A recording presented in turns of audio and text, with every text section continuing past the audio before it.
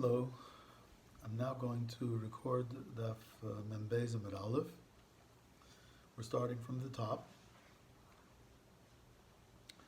The last thing we learned was that if you took a pot of hot water off the fire and you emptied the water, Shmuel allowed you to pour cold water into it so the water would become lukewarm. In spite of the fact that the cold water now into this hot pot makes the pot stronger, but it's a davar she'ein mischaven, and Shmuel will hold like Reb Shimon that a davar she'ein mischaven is mutter. Davar she'ein mischaven means when you do act A, but out comes act B. As long as act B was unintentional, Reb Shimon holds you're not responsible for it. So you did act A trying to warm up some cold water. But what came out was Act B, that the pot got stronger.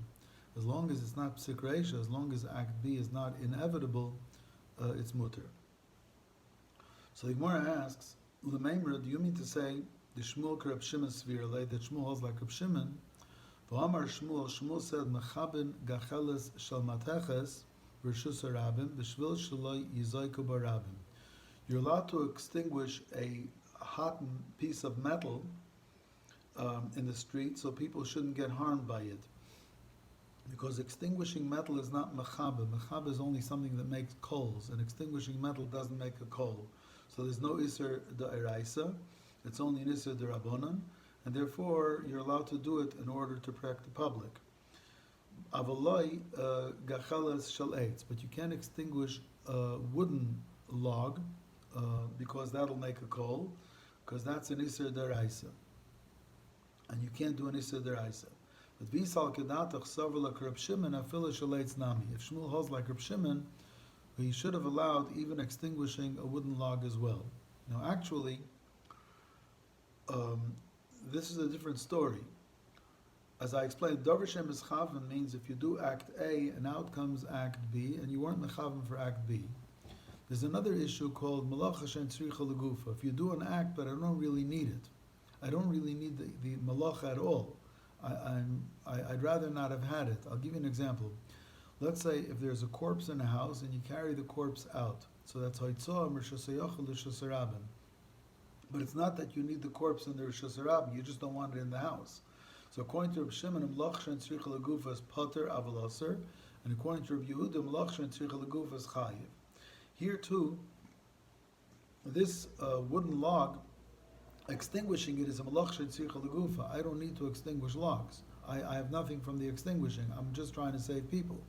So the chayr, if we hold like Reb Shimon, you should even have been able to extinguish the log. So the Gemara explains it's haidu and kush. It's two different things. B'davar she'ein mischaven savar like Reb Shimon, b'malach she'ein tzricha l'gufa savar like Reb Yehuda. Regarding the hot pot that you poured cold water in, where you wanted to do Act A to make the cold water lukewarm, what came out was Act B, that the pot got stronger. He holds like Reb Shimon, and Davar She'ein Mischaven is mutter. But regarding the log that you're going to extinguish in the street, which will make a coal, but I'd rather not have had the whole thing, but you know exactly what you're doing, and you know exactly what's coming out. And therefore, in Malach She'ein Tzricha L'Gufa, we hold like Reb Yehuda and your chayiv. So therefore, one machlokes has nothing to do with the other. When it came to Davar She'ein Mischaven, he passed on like Reb Shimon. When it came to Malach She'ein Tzricha L'Gufa, he passed on like Reb Yehuda. Amar Avina, since you're allowed to do an Isser Derabanan to save the public, Hilkach Kaitz B'Rshus Harabim, Ma'ilichai Pachas Pachas Mi'arba Amas. If there are thorns in the street that people can get hurt, you can move them less than 4 amas at a time, because less than 4 amas is a Derabanan, so you're allowed to do a Derabanan to protect the public. And if it's B'Karmelis, if it's not even a Rishus Harabim, then Afila Tuva. The whole, even to move something more than Arba Amas B'Rshus B'Karmelis is a Derabanan. So you can just take the thorns across the Karmelis and take them out of harm's way. Aval Naisen, the Mishnah said you're allowed to put cold water into a hot water kettle or into a cup in order to make the cold water lukewarm. Taner Rabbanan, the Rabbanan taught in the Braisa, Naisen Adam Chamin L'Tay Chatzainan. You can pour hot water into cold. V'lay Chatzainan L'Tay Chachamin, Divra Beishamai. But you can't pour cold water into hot, even if the hot is in a klisheni, Beishama is machmer not to pour cold into a kli sheni because gzeira atu kli rishon. Beisil Leimer ben chamen l'tach tzainen, whether it's hot into cold, ben tzainen l'tach chamen, or cold into hot, mutter. As long as the hot water is in a kli sheni, you can pour cold water into it because there's no bishul in kli sheni. B'med dvarim amurim, this leniency of pouring cold water into a kli sheni is because in a cup, if the cup is hot or has hot water, so it's a kli sheni. Avul bambati, but in a tub, and the tub was directly heated by fire, chamen l'tach tzainen, you can pour hot water into cold. But you can't pour cold into hot if the hot is a kli rishon. Reb Shimon Menasya Eiser, and what Reb Shimon Menasya prohibits, we'll have to wait for the Gemara. But Omer of Nachman, Reb Shimon Menasya, loch is like Reb Shimon Menasya. So to make a long story short, Beishamai Aser is pouring cold into hot, even in the kli sheni, gzera to kli rishon. Beisil says you're allowed to pour hot into cold, and you're allowed to pour cold into hot, even into a kli sheni. Sover of Yosef Lemeimer. Of Yosef first thought that seifel, that a big bowl is hareu kambati, would be like a tub. Amalei Abayis is Tani Reb Chia taught seifel einoi kambati. A bowl is not a tub. A bowl is a kli sheni. And a tub is a kli rishon because it was heated directly from fire. According to what Rabbi Yosef thought, that a tub is a kli rishon and a bowl would also be aser. So the seifel hareu kambati. So the bowl is equivalent to a tub.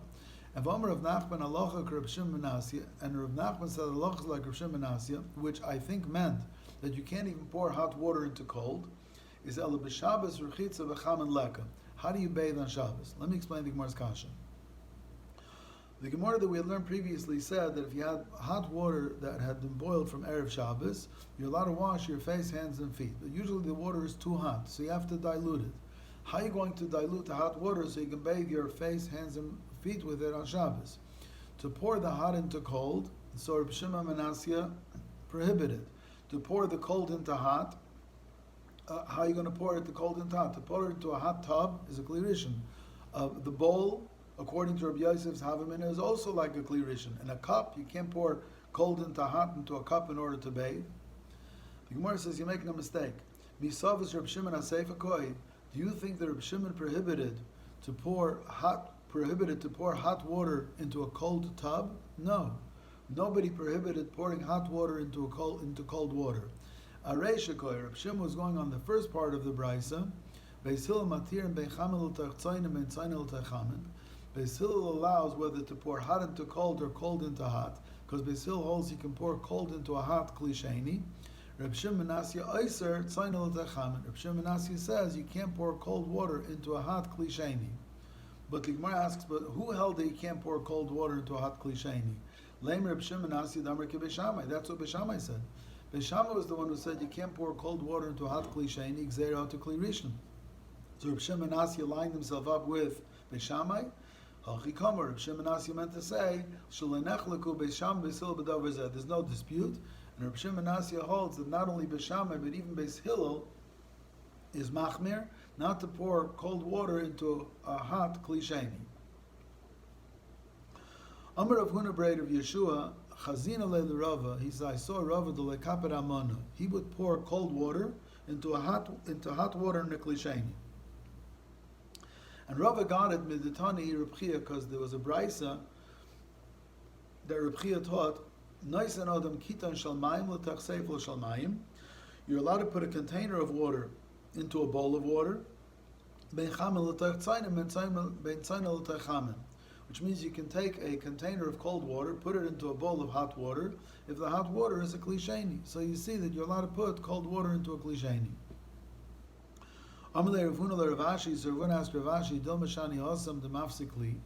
Maybe there you're putting a container of cold water into a bowl of hot. So the cold water is in a container. Since it's in a container, maybe it doesn't get hot so fast.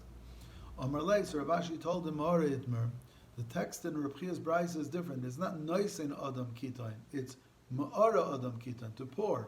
You're allowed to pour cold water, Shalmayim, L'tach Seifel Shalmayim, into another bowl of water, whether it's hot into cold or even cold into hot, as long as it's a kli sheni, it's mutter. So we pasken like Beis Hillel, but not the way Reb Shimon ben Assi understood Beis Hillel. So for halacha, everybody holds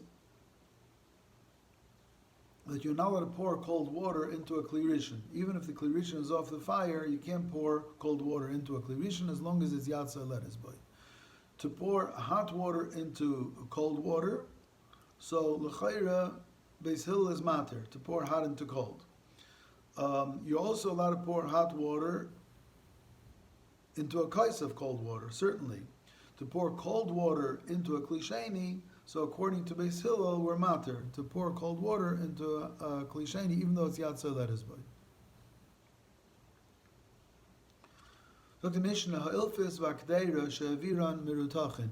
If you have a frying pan or a pot that you took off the fire, let's say for Shabbos, and it's hot, layitan l'taycha tavlin. Don't put spice into it, because the spice into a kli rishon, the spices will cook.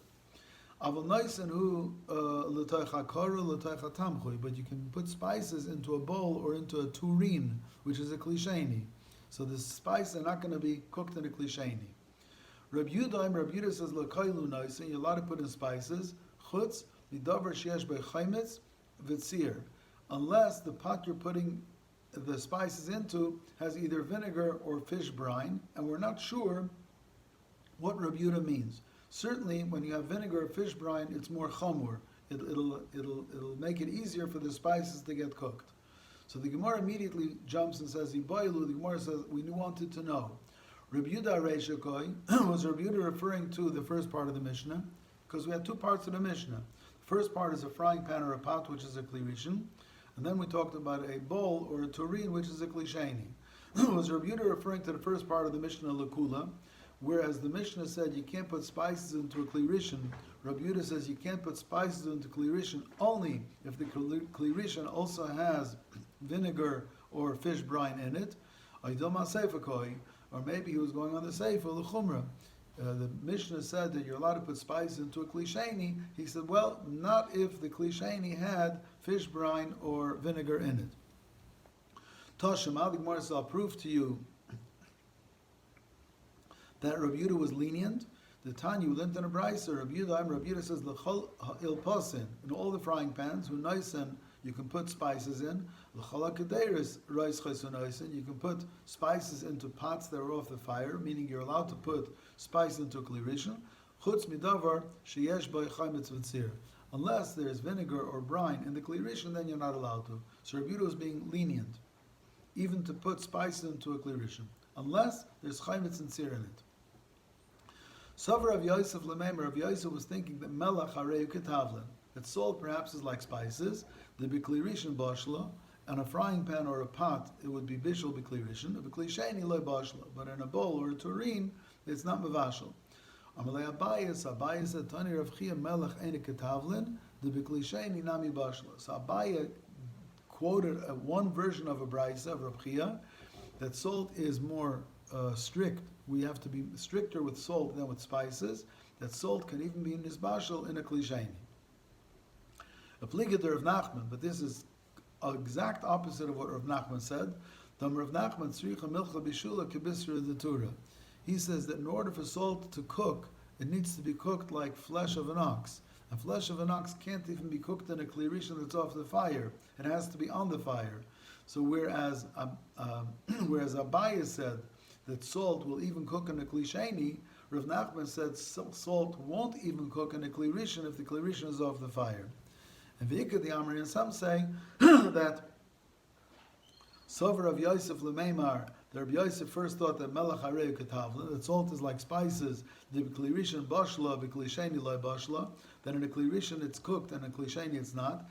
And normally Abaye, now according to this version, Abaye is concurring with Rav Nachman. He says, Tani Reb Chia taught in the brayso, melech ene ketavlin, salt is not like spices, the b'kli rishon nami loy bashla. Where spices will be cooked in a kli rishon, salt is not cooked even in a kli rishon if the kli rishon is off the fire. By the Dhamma of Nachman, that's what Nachman once said, tzricha milcha bishula kebisra detura. For salt to cook, it has to be on a kli rishon that's on the fire, because if it's not on the fire, the salt won't even cook there either.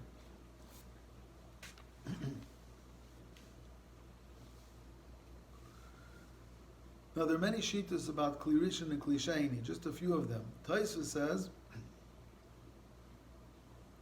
that the reason why you're allowed to put spices into a kli sheni, even though the kli sheni's contents are hot at yatsa lettuce by, is because the walls of the kli sheni were cold. There was no fire that cooked the bowl or the glass. So therefore, since the walls of the keli are cold, the heat is diminishing, and because it's diminishing, even though the contents are yatsa lettuce by, it won't cook. Tyson says that the heter of putting spices into kli sheni is only spices, because it looks like you're flavoring, and it's really not cooking. But to put uncooked food into a kli sheni, Tyson holds is usr, because it looks like you're being mavashal, even though the kli sheni is not mavashal. Abaye had one view that salt might have bishul even in a kli sheni. And remember, we had like salted fish or Spanish tuna was able to be cooked even if you just poured hot water on it. So the Magen Avram says there are certain things that are kali abishul, and we don't know exactly what things cook very easily. So you should not put into a hot kli sheni any foods unless we're absolutely sure that they're not kali bishul. For instance, ginger, cinnamon sticks, water, and oil, those are for sure not kali abishul. But other things that we're not sure should not be put even into a kli sheni if it's yad soledes boy. The Chayodim says sometimes the temperature is hotter than yad soledes boy. It's called yad nichviz boy, that's super hot, and then there would be bishul even in a kli sheni. The Magen Avram says that this heter of kli sheni, putting spices into a kli sheni, is only if in the kli sheni there's a liquid. But if in the kli sheni there are solid foods called a gush, a solid food is capable of maintaining its heat even in a kli sheni, so you're not allowed to put uncooked food next to a solid piece of food that's hot that yad soledes by, even if it's in a kli sheni. I believe that comes up with an issue if you have cholent that has pieces in it, and hot pieces of potato or pieces of meat, you have it on your plate, you can't put something that's uncooked next to it, because a gush, a solid piece, is considered like a kli rishon. Mishnah Berurah says that in order for a kli sheni to be a kli sheni is only if the kli rishon poured into the kli sheni. What happens if you have a soup ladle that nothing got poured from the pot into the ladle, but rather you scooped the ladle out of the pot?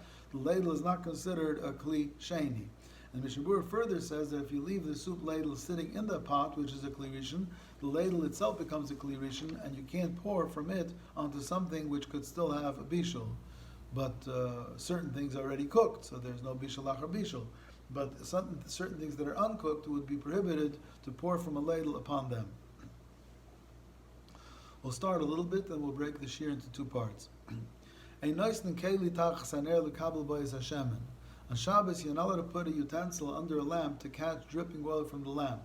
But if you put the keli under the lamp on Friday afternoon, it's okay. You don't have to remove it, and we're not worried that it's going to be catching oil from the lamp on Shabbos. You might move it. As long as you put the keli under the lamp, Friday is okay.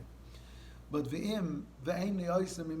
when oil dripped from the lamp into the keli that you put under it, you're not allowed to use it. It's muktzah. All the oil in the lamp was dedicated to burning and lighting the lamp, so therefore the oil is muktzah. When it drips from there into a keli, it remains muktzah. Amar Rav Chizda says, Afu Pisha Amru Einois Nikeli Tachas Tarnagolas the Kabel Beitzasa Kaifa La Kli Shalai Teshaver. Rav Chizda makes a statement which the Gemara will now analyze in three different ways. Rav Chizda says you're not allowed to put a keli, let's say, to catch an egg. If the chicken was going to lay an egg down a slope, you're not allowed to put a keli to catch that egg so it shouldn't roll down the slope. Can't do that. But if a chicken does lay an egg, you're allowed to take a keli and cover the egg that nobody steps on it. Again, you can't put a keli to catch a rolling egg from the chicken so that it doesn't roll down the slope, but if the egg is laid, you can cover it.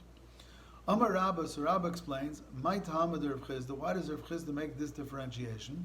Ksavar, he holds, Tarnagoylas asuya lahatal beitzasa ba'ashba. Chickens lay eggs all over the place. And therefore, in many places where the chicken lays an egg, it can get cracked, somebody will step on it. But vein asuya lahatal beitzasa b'moka midrain doesn't usually lay an egg where there's going to be a slope and it'll roll down. Ba'atzola mitzuya hitiru, ba'atzola sheina mitzuya lo hitiru. The Chacham allowed to save from a common loss and not from an uncommon loss. Let me explain. Rabba holds that ein keli nitel, you're not allowed to handle a keli on Shabbos, only if you're handling it on behalf of something that's not muktzah. So consequently, this is an Issa D'Rabbanan to handle even a keli which is not muktzah if you're handling it for the purpose of something that is muktzah. And therefore, you're not allowed to handle a keli to catch an egg that will roll down the slope, because that egg that's laid on Shabbos is muktzah. However, since it's only mid'Rabbanan, in case there would have been a common and foreseeable loss, the Rabbanan were lenient. And since chickens lay their eggs all over the place, and it's very common somebody's going to step on it, so for there the Rabbanan were lenient and allowed you to take this utensil to cover the muktzah egg, even though you're handling a keli for something that's muktzah, but it's to save from a common loss. But that the egg will roll down the slope and crack, and therefore you're going to have a keli to catch it, then it's not so common, and therefore we don't allow you to handle a keli unless it's for a common loss, and this is not a common loss. And we'll continue this in the second part of this year.